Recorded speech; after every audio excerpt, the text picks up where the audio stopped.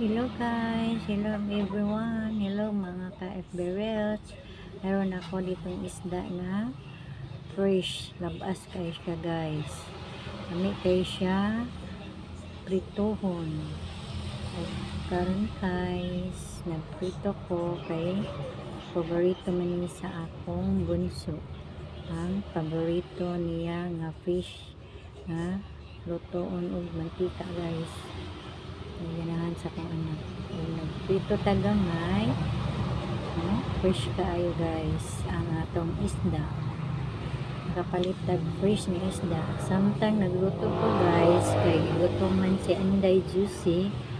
Nag-snack ko og mais. Mo ni yellow corn.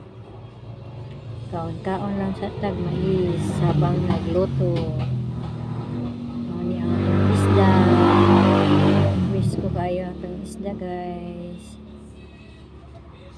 Huwag ka man magtulat nagpabukal ko gini tubig na itanglad wala to na ilunod ang dahonan o kamatis.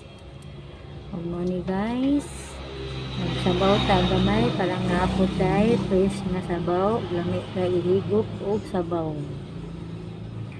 Tamis-tamis ang sabaw sa isda nga fresh ko guys. Bukal na ato na ni siyang ilunod ang atong isda. Wala ni na ako gihurot og prito. Ang katunga atong gisabaw, atong sinabaw tinula. Simpleng ulam at simple rin din ang lamas. Tanglad lang at kamatis dahonan.